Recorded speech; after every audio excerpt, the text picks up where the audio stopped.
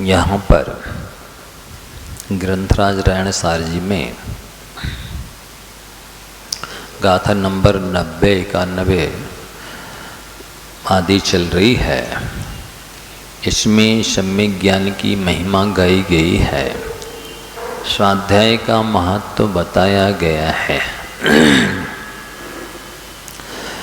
क्या कहते हैं आचार्य कि सम्यक दृष्टि के 4 अंग होते हैं, प्रशम, संवेग, अनुकंपा, आस्तिक्य। इन 4 गुणों में प्रथमानुयोग पढ़ने से प्रशम गुण की प्राप्ति होती है। प्रथमानुयोग के ग्रंथों का आप जितना अध्ययन करेंगे आपकी कषाय उतनी मंद होएगी। और कर्णानुयोग के ग्रंथों का जितना ज़्यादा अध्ययन करेंगे तो संवेग की प्राप्ति होगी। चरणानुयोग के ग्रंथों का जितना अध्ययन करेंगे उतनी अनुकंपा की प्राप्ति होगी। और द्रव्यानुयोग का जितना अध्ययन करेंगे उतना आस्तिक के गुण की अभिव्यक्ति होगी, प्राप्ति होगी। इसलिए अपने चारों अंगों की उत्पत्ति, स्थिति, वृद्धि, पूर्णता करने के लिए चारों अंगों अनुयोगों के अध्ययन की आवश्यकता है। चारों अनुयोगों के ग्रंथों का अध्ययन करते रहना चाहिए, ऐसा आचार्य भगवंतों का कहना है। अथवा यूँ कहें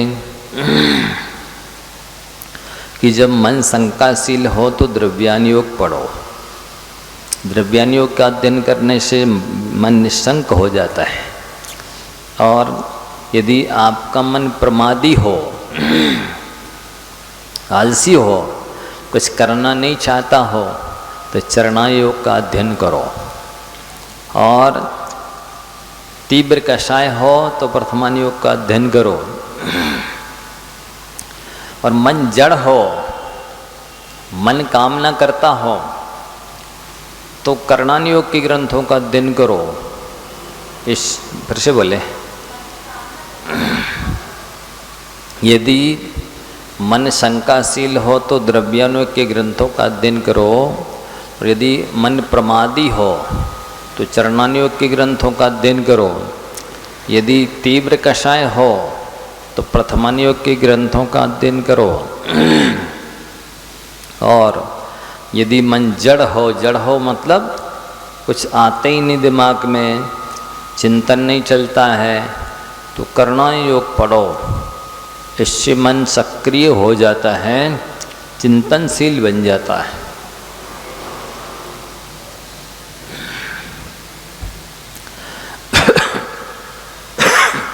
तो जैसे सामान्य लोग कहते हैं, क्या बोलते, तमसो माम ज्योतिर्गमय, मुझे अंधकार से उजालों की ओर ले चलो।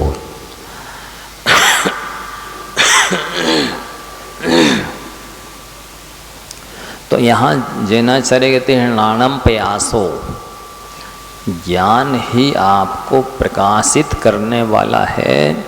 अज्ञान रूपी अंधकार से ज्ञान रूपी प्रकाश की ओर ले जाने वाला है। भेद विज्ञान साबुन भयो, समरस निर्मल नीर। भेद विज्ञान साबुन भयो, समरस निर्मल नीर। सबसे पहले भेद विज्ञान प्राप्त करो, शास्त्रों का अध्ययन करके फिर समरस, समता रूपी रस, शांति रूपी रस के द्वारा उसको जल बनाओ। समरस निर्मल नीर, गंदे पानी से तो सफाई होती नहीं, कपड़े साफ निकलते नहीं है, सफाई चाहिए है तो निर्मल नीर चाहिए। और धोबी अंतर आत्मा, जो आपकी अंतरात्मा है वो धोवी बने, धोने वाली बने। तो धोवे निज गुण चीर, अपने आत्मा की गुण रूपी चीर मन वस्त्र कहता है, वस्त्र कहलाता है ना, चीर हरण हो गया बोले वस्त्र हरण। तो चीर यानी यहाँ कौन से वस्त्र को धोना है? गुण, निज गुण रूपी वस्त्र को ये आत्मा रूपी धोबी धोता है। बहुत अच्छा दुआ है। भेद विज्ञान सावन भयो, भेद विज्ञान सावन का काम करता है। वेद विज्ञान का होगा, जितना आप स्वाध्याय करेंगे उतना वेद विज्ञान होगा। और फिर हो तो गया, ज्ञान हो गया, इतने से काम नहीं चलेगा। समरस होना, राग द्वेष से बचना। इस समरस हुआ नीर यानी पानी, और धोबी अंतरात्मा, आपकी आत्मा ही धोएगी, गुरु नहीं धोएंगे, भगवान नहीं धोएंगे। क्या धोना है? निज गुण रूपी चीर यानी वस्त्र को धोना है। अपने जो गुण मलिन हो रहे हैं, ढके हुए हैं, उनको निकाल करके और धोना है। तो ये बहुत महत्वपूर्ण है। इसलिए आचार्य समंतभद्र महाराज जी ने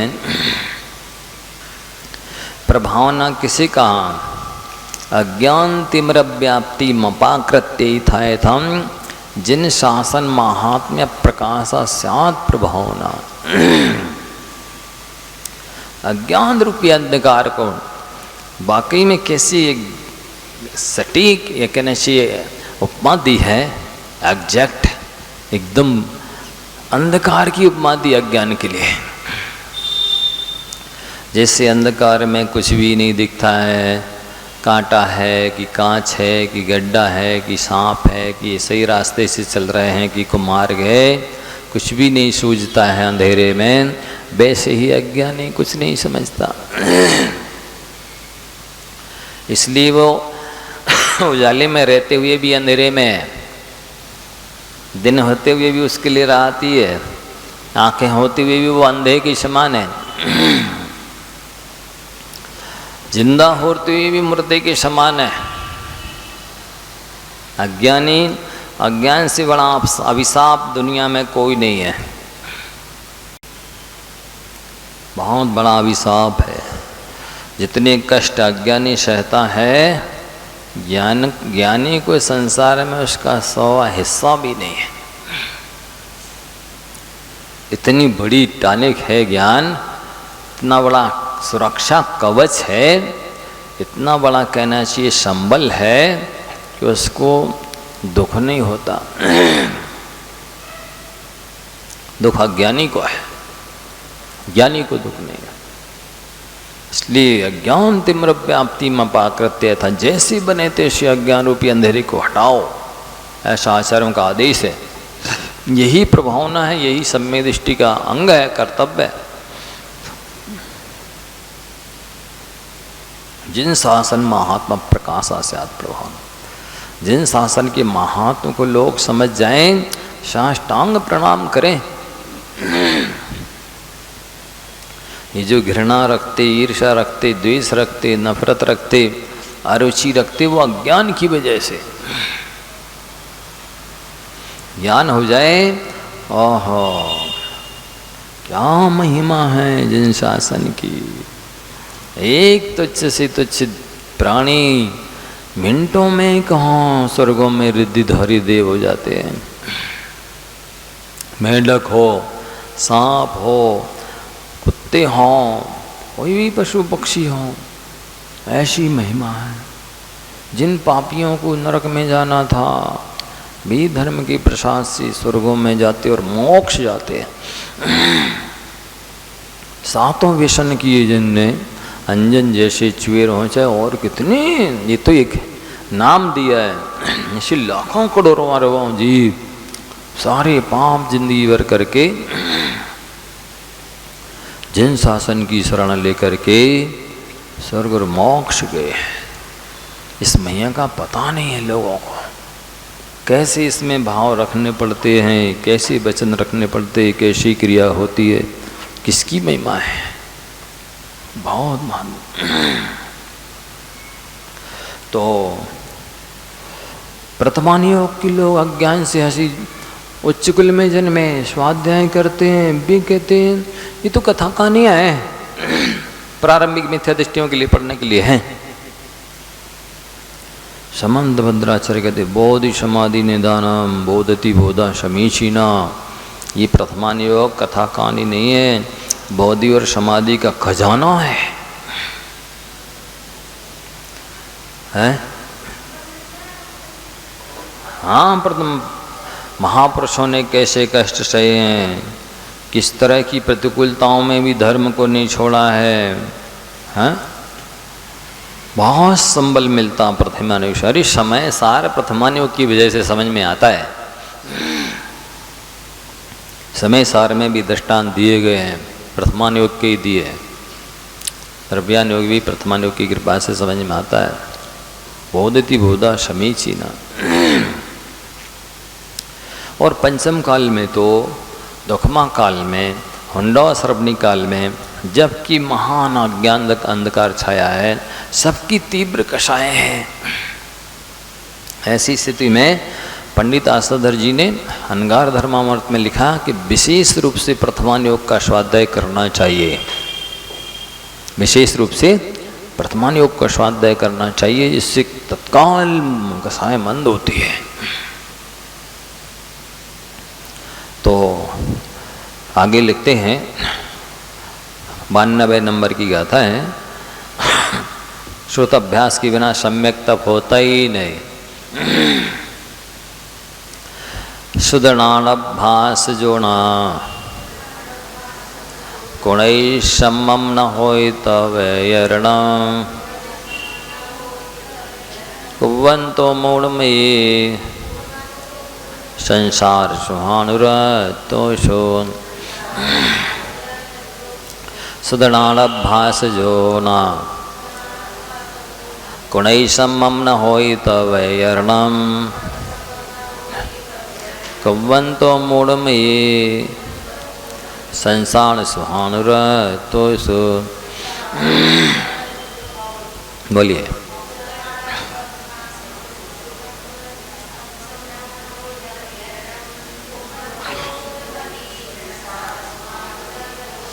ऐसी गाथाएं पढ़ ले तो दिमाग के ताले खुल जाए।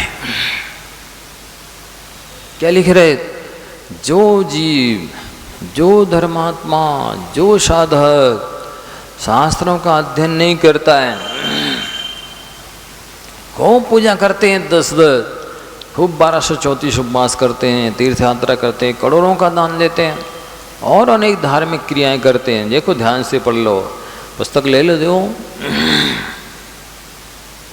जो जीव श्रुत ज्ञान का अभ्यास नहीं करता, क्या लिख रहे, श्रुत ज्ञान का अभ्यास नहीं करता, उसकी तपस्या समीचीन होते ही नहीं।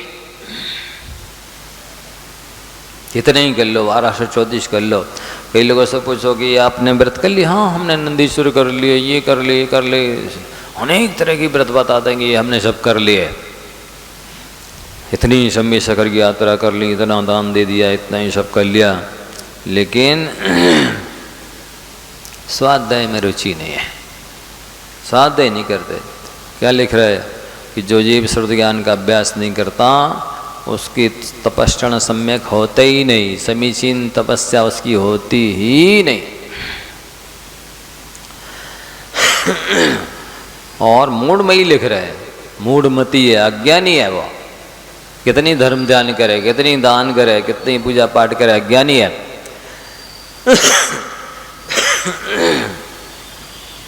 वो अज्ञानी तपस्या करे तो वह संसार सुहानुरतु लिख रहे। जितने भी उसने व्रत किए हैं, तप किए हैं, उपवास किए हैं, उसने सांसारिक सुख की प्राप्ति के लिए ही किए हैं। लो, अब कह नहीं सकता वो अज्ञानी हम तो मोक्ष के लिए कर रहे हैं। लिखा कि नहीं लिखा? संसार सुहानुरक्तोषु, वो संसार के सुख में अनुरक्त है। नहीं करो, इसलिए प्रेरणा देते हैं कि स्वाध्याय करो, स्वाध्याय करो, स्वाध्याय करो। नहीं महाराज जी, ऐसा है, मान लो कोई दवाई उस किसी को रिएक्शन कर जाए या दवाई खा के मर जाए, तो क्या दवाई खाना बंद कर दोगे? हाँ बोलो, किसी व्यक्ति विशेष को रिएक्शन कर गई या दवाई खा के मर गया, उसने विपरीत दवाई खा ली, जो लगाने की थी वो खा ली। हैं? एक बच्चा था, स्कूल नहीं जा रहा था, माँ बोली नहीं बेटा आज लास्ट दिन है, फिर तो कल से छुट्टियां होना, चले जाओ, जाओ टेबल पर तुम्हारी दवाई रखी है, खा लो और चले जाओ। उसने ली और मम्मी की नींद की 2 गोली खा के चला गया। जाके स्कूल पे नींद आने लगी, सो भी पीछे स्टोर रूम में जाके सो गया। अब लिया, छुट्टी हो गई, जो वॉचमैन वगैरह था सब जगह के ताले लगाए, और वो घर जो स्कूल था गांव से थोड़ा दूर था, सब बच्चे आ गए। अब मम्मी ढूंढ रही, बच्चा नहीं है, बच्चा नहीं है, बच्चे नहीं है। सारी जगह मैंने ढूंढ लिया, लेकिन कहाँ से मिले? बच्चा तो स्कूल के पीछे स्टोर रूम में सो रहा था, वहाँ वॉचमैन ने खोल के देखा ही नहीं, लिया सीधा साइकिल लगाई, ताला लगाया, आ गया। जब उसकी नींद खुली तो दरवाजे बड़बड़ा रहा, भूख लग रही, पुस्तकें फाड़ के खा गया, प्यास लग रही तो पेशाब करके वही पी ली, छटपटा के तड़प के मर गया। अब आपका दवाई खाना बंद करो, लड़का मर जाता है दवाई खाने से। हैं? दवाई उसने नींद की गोली खा ली, दूसरे की गोली खा ली, तो ऐसी स्थिति बन गई, तो क्या दवाई खाना बंद करेंगे? इसी प्रकार से ज्ञान अध्ययन करके किसी को अहंकार हो गया, तो ये ज्ञान की गलती थोड़ी है, ये तो उसकी गलती है, उसकी समझने की गलती है, उसके उद्देश्य की गलती है। वो ज्ञान ऋणानम मद दर्प हरम माद्यति यह तस्य तेन को वैद्या अमृतम यद विषम जातम तस्य चिकित्सा खत्म क्रिय। ज्ञान तो मद को माने काम आदि को भी नष्ट करता है, और दर्प यानी अहंकार आदि को भी नष्ट करता है। अब कोई ज्ञान पाकर के ही अहंकार करने लग जाए तो ऐसा हो गया फिर तो उसके लिए कि उसके लिए अमृत ही जहर रूप परिणमन कर गया। और उसकी चिकित्सा कैसे होगी? अमृत से लोग अजर होते थे,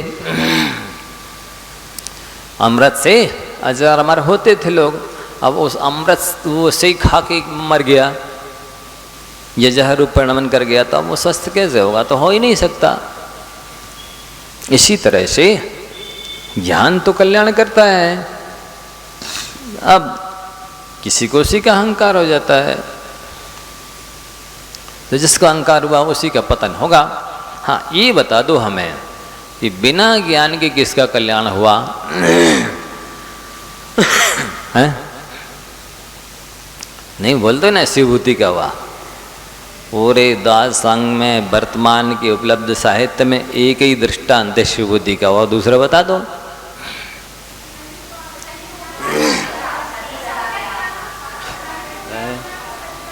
सब लोग बोल रहे हैं, हमको तो शतावधानी समझ लिया आप लोगों ने, हैं? हाँ जितना भी था सम्य ज्ञान था, वेद विज्ञान था, साथ में वैराग्य था। तो ऐसा समझना चाहिए कि जो श्रुत ज्ञान का अभ्यास नहीं करता उसका तप समीचीन तप होता ही नहीं, और वो जो भी तपस्या कर रहा है वो सांसारिक भोगों को भोगने के लिए कर रहा है, वो आत्मकल्याण के लिए कर ही नहीं रहा। कोई भी हो, कितना महत्व इससे पड़ रहा है कि स्वाध्याय करना ही चाहिए, भले तपस्या थोड़ी सी करो, भले पूजन है, तप है, त्याग है, दान है, तीर्थ यात्रा है, कम करो, लेकिन स्वाध्याय ज़्यादा करो। क्योंकि नहीं तो जो कुछ भी करोगे वो सब सांसारिक भोगों के लिए करोगे। आत्म कल्याण करना है तो स्वाध्याय करना ही चाहिए।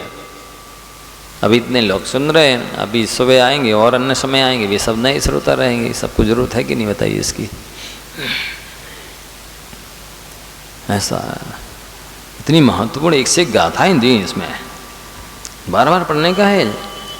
विस्तार से ना पढ़ो, कम से कम गाथा अर्थ पढ़ लो, या गाथा भी नहीं पढ़ो तो अर्थ पढ़ लो केवल 2-2 लाइन का। इतना महत्वपूर्ण है। फिर लिखते हैं शास्त्र ज्ञान जितना होगा उतना अधिक स्पष्ट ज्ञान होगा। नाक का ज्ञान निर्मल होता चला जाएगा, और जितना स्पष्ट ज्ञान होगा उतना निर्मल तपस्ण होगा। वस्तुतः सीधी सी बात है, आप ये समझ लीजिए, जैसे लोक में जो जितने ज़्यादा पढ़े लिखे होते ना, सर्विसमैन या बड़ी ऊंची पोस्ट पर हैं, उनको उतनी कम मेहनत करनी पड़ती है। जो लेबर क्लास के लोग हैं, दिन भर पत्थर फोड़ते, दिन भर मिट्टी खोदते, दिन भर लकड़ियाँ काटते, दिन भर बोझा ढोते, पर उनकी कमाई 1500 रुपये है। जो कुर्सी पर बैठे ऊंची पोस्ट पर, एक आध साइन करते, 2 साइन करते, एक आध फोन कोई करते, कमाई कितनी है? कमाई उतनी ही उनकी बहुत ज़्यादा है, मेहनत कुछ भी नहीं है। ठीक इसी तरह से यहाँ मोक्ष मार्ग में भी लगाइए। जो अज्ञानी है खूब पूजा करेंगे, खूब पाठ करेंगे, खुद एकासन करेंगे, नीरस करेंगे, उपवास करेंगे, तीर्थ यात्राएँ करेंगे, दान देंगे, स्वाध्याय नहीं करेंगे, उनको इतना सब पुण्यबंध होगा। ज्ञानी थोड़ा करता है और कई गुना ज़्यादा पुण्यबंध करता है, क्योंकि वो विवेक दृष्टि जागृत हो गई है। उसको मालूम है कैसे कर्म बंधते हैं और कैसे निर्जरा होती है और कैसे पुण्य बंद होता है और कैसे पाप बंद होता है। आपने करोड़ों का दान दिया, अरबों की चाय है, उस चाय से तो पाप बंद होना है। करोड़ों के दान किया सो पुण्य बंद हो रहा है, इतना सा पुण्य बंद हुआ और अरबों की चाय कर ली, उससे इतना बड़ा पाप बंद हो गया। ज्ञानी समझता है नहीं, जितना देना सो देना ही है, फिर चाहिए नहीं हमें। तो उसने इतना सा भी दिया तो भी उसको इतना पुण्य बंद हो रहा। ये समझता नहीं है कि चाय से तो कर्म बंद होता है, चाय खत्म करता नहीं है। नहीं, हमने करोड़ों का दान दिया, दिया तो है, अब इच्छा खत्म हो गई, अब नहीं चाहिए, नहीं चाहिए तो है। ये है। तो इसलिए वो दान का हो मामला, चाहे पूजा का हो, चाहे तीर्थ यात्रा, कुछ भी कर ले, उसकी इच्छाएं खत्म होती नहीं अज्ञानी की। ज्ञानी समझता है नहीं, आत्मकल्याण करना है तो भले थोड़ा करो, बस गुप्त भंडार में डालो, हमको कुछ से नहीं चाहिए।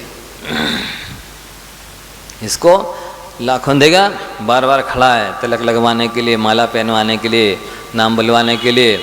और यदि नहीं लिखा, अरे हमने भी दान दिए तो हमारा क्या है नाम, हमारा डाला ही नहीं, हम नहीं देंगे पैसे, हमारा नाम लिखवाओ पहले। ले भैया लिख दे रहे, अब ले लो, पुण्य का पुण्य मिलेगा? हैं? एडवर्टाइजमेंट सारा करा लिया आपने, इतना सम्मान पा लिया, चुक गया। नहीं, हमें पुण्य भी मिलना चाहिए, तुम्हारे घर की खेती है, घर का सिस्टम है, हैं? भगवती है जो मांग लोगे, छुड़ा लोगे बाप से, नहीं हमें तो इतना चाहिए। ये तो परमार्थ है, जैसे भाव करोगे वैसा होने वाला है। तो यह ज्ञानी नहीं समझ सकता है। फिर लिखते हैं, जिनवाणी में प्रसिद्ध चारों ही अनुयोगों का कथन हर एक आत्मार्थी को जानना करना चाहिए।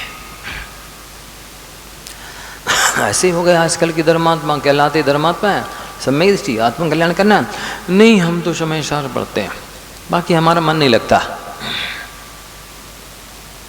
उसमें क्या दम है, हम तो जीव प्रयोजनभूत पढ़ लेते हैं। अरे ये क्या प्रयोजनभूत है? आचार्य व्यर्थ का लिखते रहे, निष्प्रयोजन लिखते रहे, अनावश्यक लिखते रहे हैं। गुफाओं में बैठ के लिखा है, जंगलों में बैठ के लिखा है, कितनी विषमताओं में लिखा, प्रतिकूलताओं में लिखा, अनावश्यक लिखते रहे, फालतू की बातें। एक्स्ट्रा बुद्धि लगाते हैं, 1.5 अक्कल लगाते हैं। वो ताड़पत्र वगैरह पे कोई उनको कला आती होगी किसी वृक्ष की, घोलने से शाही बन जाती होगी, तो उसको बना के कैसे लिखा होगा। बहुत विषमताओं प्रतिकूलताओं में लिखा हम, और संरक्षण कुछ नहीं, बस बांध के वृक्ष की कोटर में रख दिया। और कोई भव्य जीव गए, गायें चराने गए या किसी काम से गए, उन्हें देख लिया, उठा लाए, संरक्षण कर लिया और लिपि कर ली उनकी दूसरी भाषाओं में, अनुवाद कर लिए तो सामने आ गए। ऐसा नहीं अपने हाथ से सब लेखन अनुवादन संपादन अपने सामने बैठ के कहीं पब्लिश कराया हो, ऐसा कुछ नहीं। ये है अपना कर्तव्य था, कर दिया, इतना ही था अपना, बस अपनी जो भूमिका है अपने पद के अनुरूप उतना करके रख गए। ऐसे ऐसे महान वीतरागी साधु है या प्रत्यक्ष ज्ञानी साधु वे। आज के 50 साल पहले की बात है, ये जो बड़े जसरत पंचमी को जिन ग्रंथों की आप पूजा करते हैं वो वहाँ मूडबिद्री में कर्नाटक में रखे हुए थे। तो लोग न गए, 100 रुपये 50 रुपये दिए, दोग दी, बस कृतकृत हो गए, इतना ही ढोक दे के, क्योंकि संस्कृत प्राकृत में थे, हिंदी थी नहीं, ना कोई करने वाला था। जब उनको लाया गया, पढ़ा गया, संस्कृत के विद्वानों द्वारा हिंदी की गई, तब पब्लिश्ड हुए, तब सामने आए। लोग क्या समझे इसका मत। जैसे कहते हैं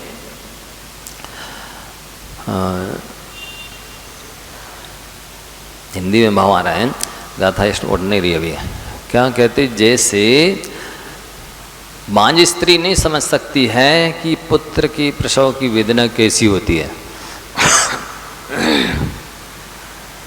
बांझ स्त्री नहीं समझ सकती है कि प्रसव की पीड़ा कैसी होती है, ठीक इसी प्रकार से अज्ञानी नहीं समझ सकता है कि ये विद्वान कैसे बने हैं, कैसे एक एक श्लोक गाथा सूत्र रटे हैं, कंठस्थ किए हैं, किस तरह पढ़ा लिखा सुना समझा है, चिंतन मनन किया है, ये अज्ञानी नहीं समझ सकता। जब नहीं समझता है तो वो कीमत भी नहीं करता। जैसे अंधे के सामने रूपवती स्त्री की दशा होती है, अंधे के सामने रूपवती स्त्री की दशा होती है, वैसे ही अज्ञानियों के सामने ज्ञानी की दशा होती है। वो नहीं समझता कि बात आए होंगे कोई होंगे, हाँ सुना तो है, 8-10 क्लासें चल रही हैं, ऐसे है, उनको समय नहीं है आने का सुनने का, सुना तो है चल रही। ऐसा है, आपको उत्थान लग रहा है, ये मोबाइल ने जितनी भी फैसिलिटी दी है ना, इससे उत्थान नहीं हो रहा, पतन हो रहा है। 1% लोग भी नहीं बैठेंगे जो उसका सदुपयोग कर रहे हैं आत्म कल्याण के रूप में।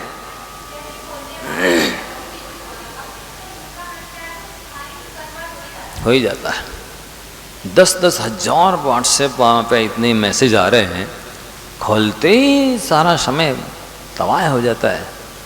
1% भी नहीं बैठेगा पूरे भारत में, लगा लो, विदेश की तो छोड़ दो, यहाँ इतना साधु संत हैं, त्यागी व्यक्ति हैं, इतना धर्म है, इसके बाद भी 1% भी लोग सदुपयोग करने वाले नहीं बैठेंगे।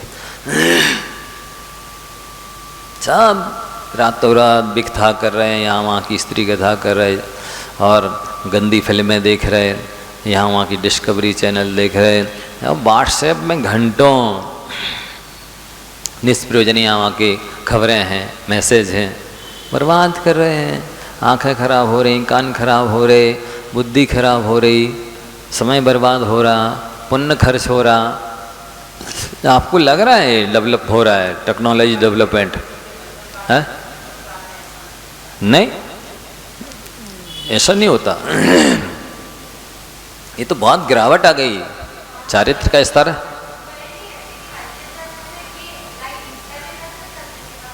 क्वालिटी थी, उससे आंखें खराब नहीं होती थी, कान खराब नहीं होते थे। हाँ, तो नहीं, साधु संत भी रतन रखते थे, वो मणि, उसके प्रकाश में रात में अध्ययन चिंतन मनन करना है, लघु शंका शौच जाना है, तो रोशनी का काम करते थे, टॉर्च का काम करते थे वो है। हाँ, हमारे पाक्षिक प्रतिक्रमण वगैरह में आता है ये सब। अब लोगों को ज्ञान नहीं है, अरे महाराज तो ये परिग्रह रखें। क्या परिग्रह होता है, क्या उपकरण कहलाते हैं, समझते ही नहीं है। क्या करें?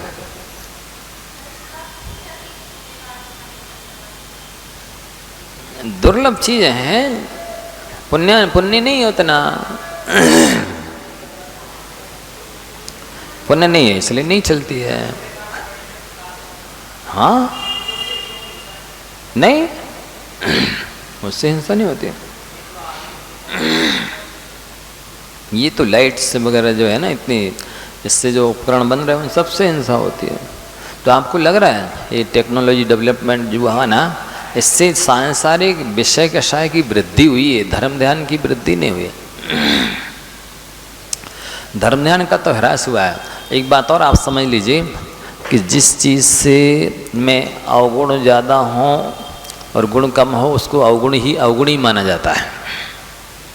जिस व्यक्ति में गुण ज़्यादा हो अवगुण कम हो तो उसे गुणी ही माना जाता है। इसी तरह जिस चीज़ से बेनिफिट ज़्यादा है तो वो लाभदायक मानी जाती है, और जिस चीज़ से हानि ज़्यादा है उसको हानिकारक ही माना जाता है।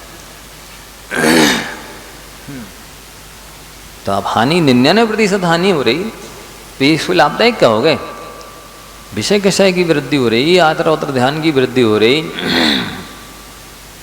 जब तक मोबाइल नहीं है तो आर्थ ध्यान है, रौद्र ध्यान है नहीं। अन्य इष्ट वियोग नाम का ध्यान नहीं चलता, अरे ये चीज़ हमारे पास नहीं है, ये चीज़ हमारे पास नहीं है।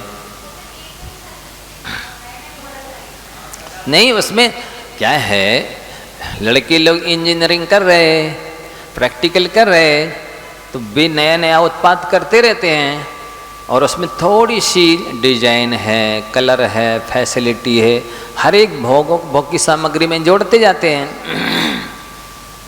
अब ये भोले अज्ञानी जीव जाते हैं और इसकी डिजाइन अच्छी लग रही, इसका कलर अच्छा लग रहा है, इसमें फैसिलिटी ज़्यादा है, ये ले चलो। अब वो पहले से जो रखी है कबाड़ खाना में, इसमें फ़ोटो अच्छी आएगी, कलर्ड आएगी। तो ये सारी चीज़ें व्यक्ति को तो ये तो हरदम सताते ही रहना। यदि मूर्ख है तो वो तो इस तरह से परेशान रहेगा ही। तो चारों अनुयोगों का कथन करना चाहिए, ये आचार्यों की आज्ञा है। जिनवाणी के पढ़ते रहने से एक मूढ़ व्यक्ति भी ज्ञानी हो जाता है।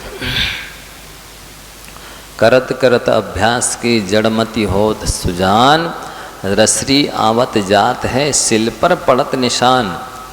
है ना, कुएं के पाठ पर बार बार रस्सी आती जाती है, इतने बड़े बड़े मोटे पत्थर भी कट जाते हैं। वो रस्सी तो यही है जो सन की रस्सी इत्यादि कट जाती है, पत्थर कट जाते हैं कुएं पर। तो अभ्यास करते करते जब पत्थर कट सकता है तो आपकी आत्मा में संस्कार नहीं पड़ सकते, पढ़ ही सकते हैं लेकिन करना ही नहीं चाहते।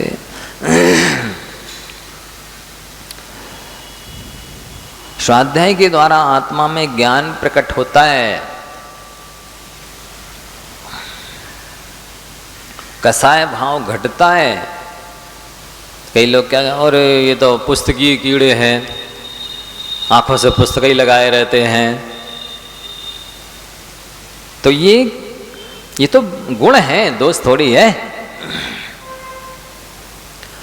ये दो अच्छे व्यसन भी माने गए, एक शास्त्र स्वाध्याय का व्यसन और एक प्रभु भक्ति, देवगुरु की भक्ति का, देवशास्त्र गुरु की भक्ति का व्यसन। दो चीज़ें बहुत अच्छी मानी गई। ये व्यसन होना चाहिए। व्यसन उसे कहते हैं जिसके बिना चैन ना पड़े, रहा ना जाए। तो इनके बिना रहा नहीं जाना चाहिए, देवशास्त्र गुरु के बिना, भक्ति के बिना, स्वाध्याय के बिना। तो ये अच्छे व्यसन माने गए। संसार से ममत्व हटता है स्वाध्याय करने से। मोक्ष के प्रति प्रेम जागृत होता है। अतः निरंतर अभ्यास से मिथ्यात्व कर्म बानंत अनुबंधी कषाय का वस्पम हो जाता है। मान लो जैसे किसी की 7 खंड की बिल्डिंग है और वो हीरे जवाहरात की जौहरी की दुकान थी,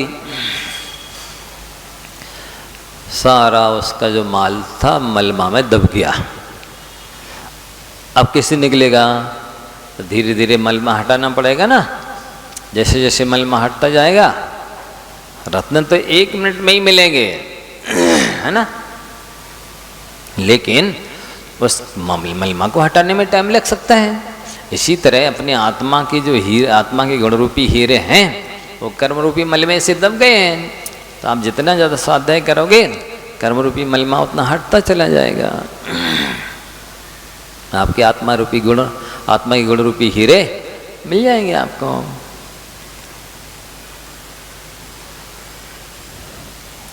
और ऐसा आचार्य अमृतचंद राजी ने अध्यात्म अमृत कलश में भी कहा है, उभय नय विरोध ध्वंसनी स्यात् पदांके जिन वचसी रमन्ति ये स्वयं बांत मोहा सपदि समय सारम ती परम ज्योति रुचि रम रनौ मनय पक्षक क्षुण्ण मीक्षंत एवं। ये भगवान के वचन कैसे हैं? उभय नय विरोध ध्वंसनी, निश्चय नय 3 की तरह है और व्यवहार नय 6 की तरह, 36 का आंकड़ा है इनमें।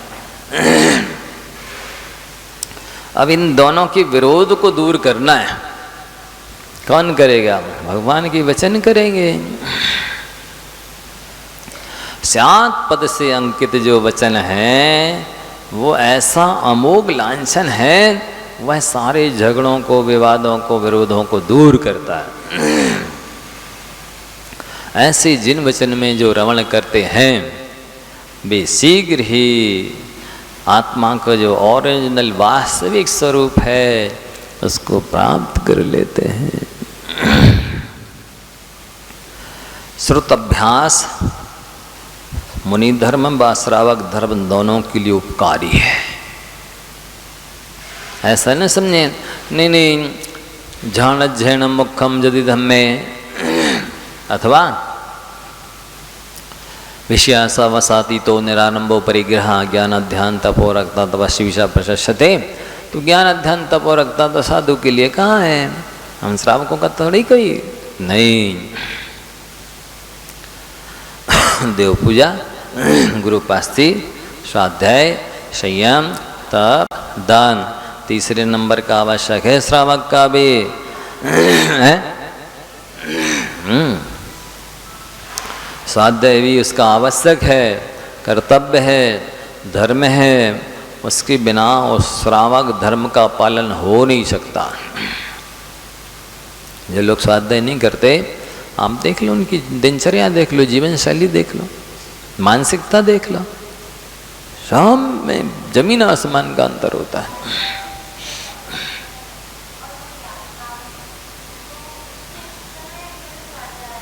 ऐसा है, स्वाध्याय के 5 भेद हैं: वाचना, प्रच्छना, अनुप्रेक्षा, आमनाय, धर्मोपदेश। कभी ग्रंथ तो बाँच लीजिए, गाथा श्लोकार, कभी प्रच्छना कर लीजिए, आपस में चर्चा कर लीजिए, कोई विशिष्ट ज्ञानी है तो पूछ लीजिए,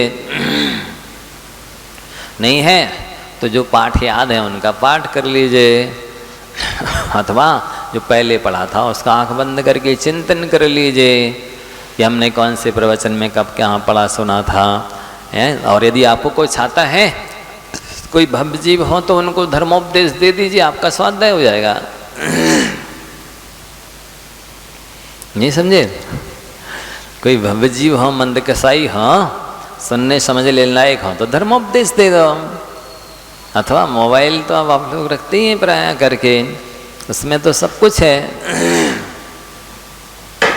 और शायद मेरे ख्याल से कैसे भी धर्मात्मा लोग भी हैं, भी मोबाइल को जैसे ही बैठते हैं वो प्राय करके ज़मीन में रख देते हैं। उस मोबाइल में सब कुछ है, सिद्ध क्षेत्र हैं, अक्षय क्षेत्र हैं, सारे जिनवाणी के शास्त्र हैं, सब हैं। देखो अब भी रखा है ना इन उठा के। आप लोग तो लिए नहीं तो सब वहाँ रखते नीचे। बिल्कुल वो ऐसा हैबिट में है, लिया रख दिया। अभी आसाधना विराधना बनाने का पाप नहीं लग रहा, जबकि उसमें सब कुछ है,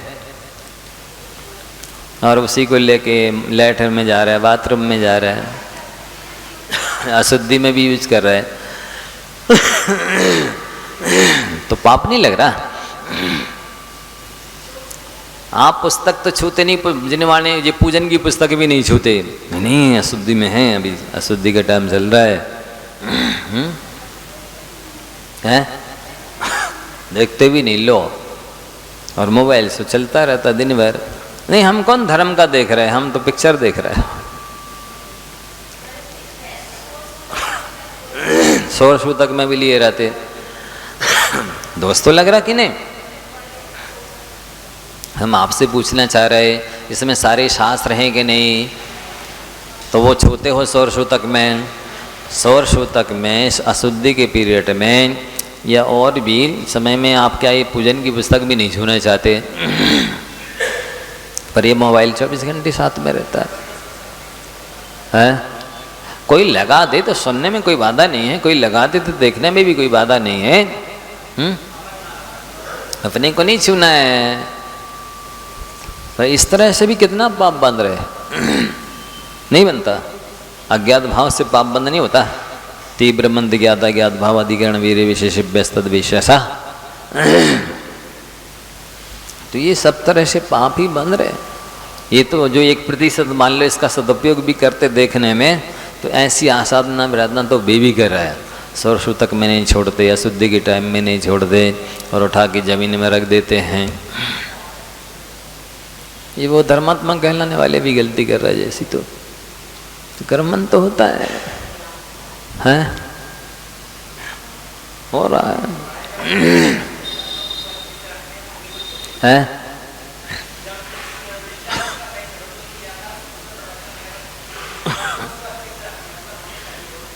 नहीं, आप सो रहे हैं कहीं अपरिचित स्थान पर, खोने का डर हो तो तकिया के नीचे रख लेते हैं।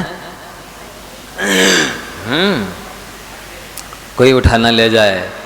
अब बताइए, जिनवाणी को रख लोगे तकिया के नीचे, कोई शास्त्र को रख लोगे तकिया के नीचे, इसमें पाप बंद नहीं हो रहा है? इस सब क्रियाओं से हो रहा है।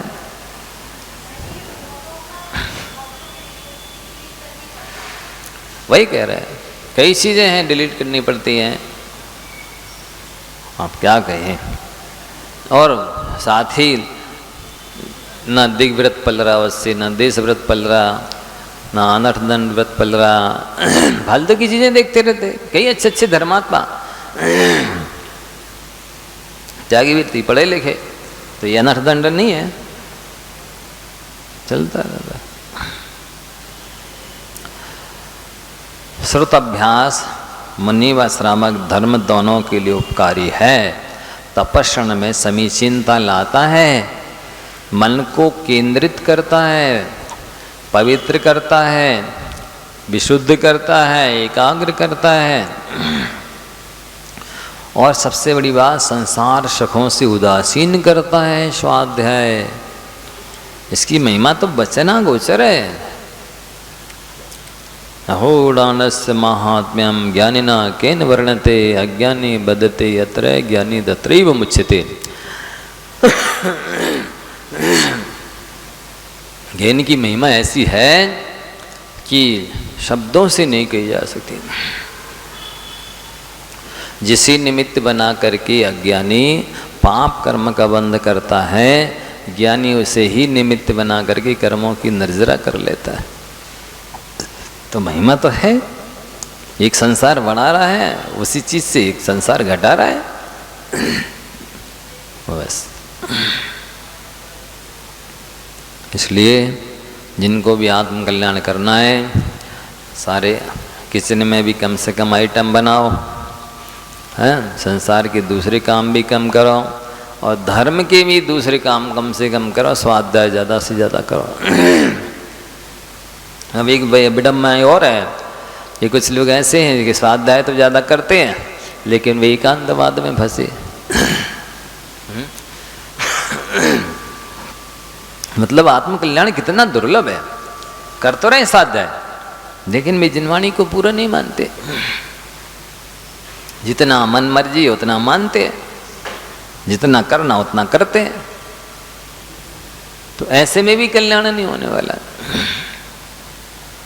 बहुत दुर्लभ है आत्मा का कल्याण करना, कठिन काम है, बहुत पुण्य चाहिए, बहुत पुरुषार्थ चाहिए, अन्यथा अभी तक कभी का हो गया होता, अनादिकाल से कर क्या रहे हैं। ऐसा नहीं है कि आज तक हमें कभी किसी भाव में सच्चे देव नहीं मिले, कभी किसी भाव में सच्चे शास्त्र नहीं मिले, कभी किसी भाव में सच्चे गुरु नहीं मिले, ऐसा नहीं है। अनंतों बार मिले हैं, तभी तो मुनिवन करके अनंत बार ग्रेवेक गए। अनंत बार ग्रेवेक हुआना बच्चों का खेल नहीं है, सामान्य बात नहीं है, बहुत कुछ तप त्याग चाहिए पड़ता है, धर्म की आराधना चाहिए पड़ती है, फिर भी कल्याण नहीं हुआ। कठिन काम तो है, इसलिए जिनवाणी ही कल्याण करने में समर्थ है। देवशास्त्रु का आत्मकल्याण में बहुत बड़ा हाथ है, इसलिए इनकी भक्ति तो आराधना तो करते ही रहना चाहिए।